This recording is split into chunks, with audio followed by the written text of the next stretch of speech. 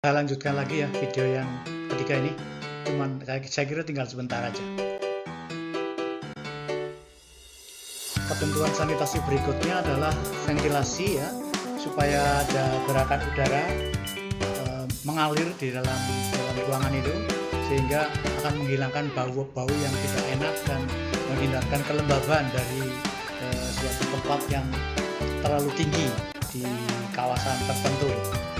Harus ada ventilasi. Syaratnya biasanya dibuat agar tidak ada hembusan angin yang kuat ya. Biasanya di pengunjung itu para pengunjung tidak bisa masuk angin gitu ya. Artinya supaya pengunjung tidak masuk angin, biasanya harus anginnya yang sepoi-sepoi aja. Biasanya di gambar ini biasanya dari bawah gitu ke atas gitu, nanti keluarnya di atas gitu. Tapi sepoi-sepoi ya, melewati para pengunjung gitu. Di bawah naik ke atas lagi, lantai 2 juga begitu, dari bawah nanti ke atas, keluarnya di atas. Ventilasinya biasanya ada plywood, ada kasa gitu, supaya tidak ada misalnya ada hewan yang atau rontokan daun yang ikut bisa terjaring. Ini jenis ventilasi ya, lubang angin dengan alat ventilator ya. Misalnya yang Anda pernah lihat ini seperti kubah masjid putih-putih berputar. Itu kalau dari jauh mungkin apa ini ya, pentolan-pentolan gitu. Tapi sebetulnya itu berputar di situ. Ini dengan penggerak udara yang memutar. Ini ventilator untuk mengatur udara yang keluar masuk. Kemudian ada ventilator yang menyedot udara. Biasanya ini dipasang di dapur-dapur ya. Mungkin Anda ada yang punya di rumah supaya di dapur itu asapnya bisa keluar. Ini bukan untuk pendinginan ruangan, tapi untuk menyedot udara yang di dalam dapur itu, asap-asapnya keluar dari ruangan. Kemudian yang ventilasi dengan pendingin itu biasanya ya AC itu ya. Ini nggak masalah, saya kira sudah paham semua. Kemudian untuk yang kakus atau toilet itu saya kira sudah terbiasa, cuman ada ini ya yang harus diperhatikan, biasanya jumlah tamunya gitu ya. Kalau gedungnya itu memuat banyak, ada sampai banyak puluhan, biasanya satu toilet itu untuk tiap 60 pengunjung pria ya. Kemudian kalau pengunjung wanita ini cukup toiletnya satu untuk 40 orang. Biasanya harus bisa dikunci, dan yang lain-lain saya kira sudah paham semua ya. Cuman gambar aja, gambar posisi toilet ya. Mungkin ini bisa dimanfaatkan kalau jarang ada tamu gitu ya. Ini bisa ditutup, bisa untuk posisi yang lebih bersih gitu ya. Tapi kalau posisi toiletnya sudah untuk gedung-gedung atau hotel yang mewah, saya kira nggak perlu penyekatan yang sederhana ini. Karena ini biasanya untuk penyekatan ini untuk memenuhi tadi perbandingan laki-laki 60 orang satu toilet. Biasanya ini dengan sekat seperti ini, orang sudah tidak peduli apakah toiletnya bagus atau tidak gitu ya. Tapi yang penting dia bisa membuang hajatnya. Ini peraturan perundang-undangan agar memenuhi jumlah toilet dengan perbandingan jumlah orangnya. Kemudian dapurnya juga harus sehat ya, ventilasi, lantai, dinding, meja terbuat dari bahan yang kuat dan sebagainya. Itu saya kira kemarin sudah ada di sanitasi dapur. Tempat sampah ya, pembuangan limbah, ini saya kira nggak usah disampaikan, tapi ya harus disampaikan gitu. Memang harus seperti itu syaratnya. Tempat-tempat sanitasi itu memang hal-hal yang semacam ini yang harus diperhatikan, dan ini biasanya bisa buah si malakama ya kalau anda ini tidak mempedulikan masalah ini. Ini gambar posisi peralatan dapur ya. Biasanya setiap barang harus diletakkan di tempat yang mudah dijangkau ya, mudah dibersihkan. Kemudian dilarang menyimpan bahan yang mengandung racun di dapur ini. Siapa tahu salah mengambil atau tercampur dengan peralatan itu sehingga dianggap bersih, tapi ternyata ada tercampur dengan racun, sehingga nggak boleh ada racun di ruangan dapur.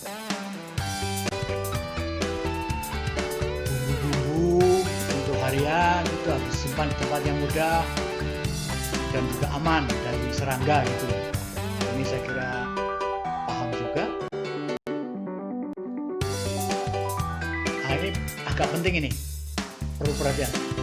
Di dapur yang sudah dipakai itu semua peralatan harus selalu ditinggal dalam keadaan bersih. Ini yang kadang-kadang penyebab kadang-kadang menambah beban bagi chef ya, yang pulangnya harus terakhir, ditambah lagi jam ekstra harus mencuci alat-alat yang baru dipakai gitu. Tapi ini risiko menjadi chef meninggalkan dapur dalam keadaan bersih ini adalah seperti itu. Tidak ada keluhan dari chefnya itu sendiri, atau harus ada pengertian dari pasangan hidupnya, misalnya jadi istri atau jadi suaminya harus tahu kalau chef itu pekerjaannya harus ada ekstra waktu paling tidak 1-2 jam berlebih untuk mencuci, membereskan peralatan. Ini juga penting ya, tempat cuci tangan wastafel itu mutlak harus ada di dekat dapur untuk para pengolah makanan, di dekat ruang makan untuk pengunjung ini harus ada, atau di dekat pintu keluar dari toilet ini harus ada wastafel untuk penggunaan cuci tangan, dan air yang disediakan harus bersih dan bisa mengalir ya. Keran kadang-kadang tidak diperhatikan sehingga kadang-kadang macet gitu. Harus ada paling tidak untuk pengering tangan ya, paling nggak tisu, jangan sampai serbet yang sudah lama sampai penjamur gitu nggak pernah diganti, itu jangan sampai seperti itu. Atau yang lebih modern ya ada hand dryer ya, itu untuk yang lebih memanaskan dan bersih. Kemudian ini juga penting nih, tempat cuci peralatan itu ya, karena sebaiknya tempat cuci itu harus ada 2 bak ya. Bak satu untuk mencuci peralatan yang kotor dengan air dan sabun, kemudian bak yang kedua ini untuk peralatan yang sudah bersih gitu. Ini harus dibedakan ini kalau bisa.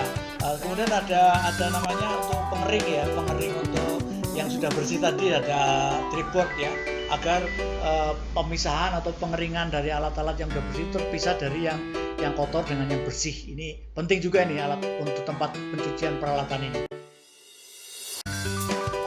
Kemudian urutan berikutnya ya, peralatan yang sudah bersih disimpan dalam lemari yang tidak boleh ada serangga yang bisa masuk ke situ ya, jadi harus tertutup.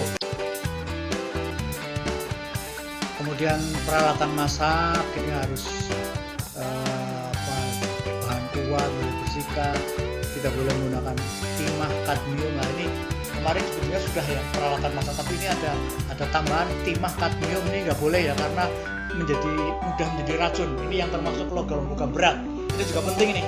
Logam berat itu bukannya logamnya berat, tapi logam berat itu justru logamnya nggak kelihatan, yang sudah mencair. Misalnya Anda menggunakan dulu waktu baterai HP pasti pakai baterai yang copotan itu ya. Itu ketika kena air terendam, kemudian baterainya ganti, kamu buang di halaman, tiba-tiba baterainya kena air hujan, itu kadang-kadang mengeluarkan cairan warna hijau itu ya. Kalau misalnya kadmium gitu, itu adalah warna hijau, itu adalah logam ya, dan itu termasuk cairan logam, dan itu adalah logam berat namanya, meskipun ringan. Itu jenis logam berat dari timah, dari tembaga yang sekarang banyak elektronik dibuang, itu harus hati-hati. Itu salah satunya. Kemudian ada talenan ini ya, talenan pemotong daging itu juga jangan menggunakan kayu, karena kalau dipotong biasanya nanti kayunya ikutan tergores ya. Kalau tergores nanti bakteri bisa masuk di sela-sela kayunya itu. Jadi talenan jangan sampai, kalau bisa jangan kayu tapi dari plastik yang kuat gitu ya. Kemudian meja tidak boleh dari bahan yang ada porinnya, ini saya kira sudah. Kemudian ini juga tempat sampah ini juga penting-penting semua ini ternyata nih ya. Artinya apa? Nanti kalau Anda tes tertulis ini Anda harus tahu ini. Ada 3 tempat yang wajib harus ada sampah. Harus ada tempat sampah, yaitu di ruang makan, di tempat cuci tangan, dan juga di depan pintu masuk. Ini di hotel-hotel dulu waktu masih zaman orang banyak yang merokok ya. Sekarang mungkin banyak merokok atau enggak ya. Artinya ketika belum ada himbauan merokok pada tempatnya, itu pasti setiap hotel itu ada asbak di depan yang berdiri nih, di depan pintu masuk. Biasanya orang yang sedang jalan masuk mau masuk ke ruangan hotel sambil merokok biasanya langsung dibuang di situ, ada tempat sampah untuk asbak untuk rokok itu. Nah, ini sekarang mungkin sudah jarang orang yang masuk ke hotel dengan membawa rokok ya, karena pasti dilarang. Sekarang sudah lebih ketat lagi. Jadi ini penting, tempat-tempat yang wajib harus ada tempat sampahnya. Ini saya kira seperti itu ya urut-urutannya untuk sanitasi restoran, dari yang bersih sampai kepada yang paling tidak disukai manusia. Alhamdulillah sudah sampai juga ya.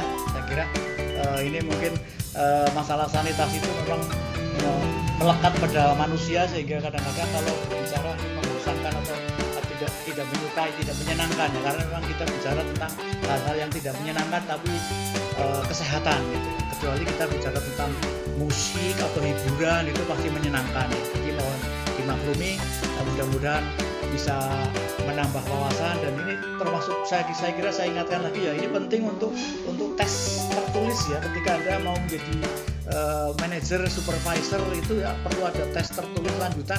Ini semacam untuk membuat SIM atau sertifikat untuk Anda menjadi lebih terhormat lagi. Ini tulisan-tulisan seperti ini harus dihafalkan dan harus tahu meskipun tidak pernah dipraktekkan.